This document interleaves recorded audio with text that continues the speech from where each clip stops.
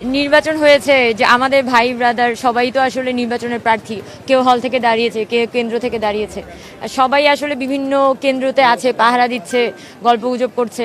আমরা চেষ্টা করছি ঘুরে ঘুরে সবার সাথে কথাবার্তা বলা, কেন্দ্রগুলোর পরিস্থিতি বোঝা। সো আমরা এখন অবজারভেশন করছি, ক্যাম্পাসটা দেখছি। এই ক্যাম্পাসটা তো আসলে আমাদেরই, যারা দাঁড়িয়েছে তারাও সবাই আমাদেরই লোক। সো আমরা ওই মুডের মধ্যে আছি যে যাই হোক রেজাল্ট, যদি আশা করি যে এখানে অনাকাঙ্ক্ষিত কিছু হবে না। আমাদের এখনো পর্যন্ত আমরা কিন্তু ওই ভরসাটা রাখতে চাই, যদিও আমাদের মনের মধ্যে একটা আশঙ্কা আছে যে হলেও হতে পারে। এটা জাতীয় রাজনৈতিক সংগঠনগুলোর একটা প্রত্যক্ষ হস্তক্ষেপের কারণে কিন্তু এই পরিবেশটা, এই যে শাহবাগ, নীলক্ষেত মোড়, চানখারপুল মোড় এবং ঘেরাও করে রাখা হয়েছে, এই পরিবেশটা এই কারণেই সৃষ্টি হয়েছে।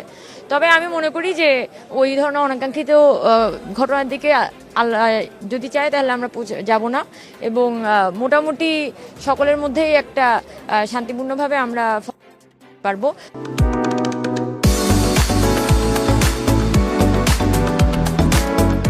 তবে হ্যাঁ, এখানে আসলে যে প্রক্রিয়ার মধ্য দিয়ে আমরা শুনতে পারছি যে ব্যাকগ্রাউন্ডে অনেক ধরনের টেবিল টক হচ্ছে, কে এবিপি নিবে, কে এজিএস নিবে, কে এজিএস নিবে, এই ধরনের অনেক টেবিল টক হচ্ছে। সো আমার কথা হচ্ছে অনেক কেন্দ্রে এখনো পর্যন্ত ভোটের যে বক্স, সেটা ব্যালট বক্স খুলে পর্যন্ত নাই। অলরেডি বিপিজিএস এজিএস ভাগ হয়ে গেছে। আর ফেসবুকের মধ্যেও তো শুনছি যে নানান কিছু, অমুকে অত ভোট, তমুকে এত ভোট পেয়েছে। তো আমি কথা হচ্ছে আমার খাটাখাটি আমি করে ফেলেছি। তো আমার আর কোনো ঝামেলা নাই, আর কোনো চিন্তা নাই।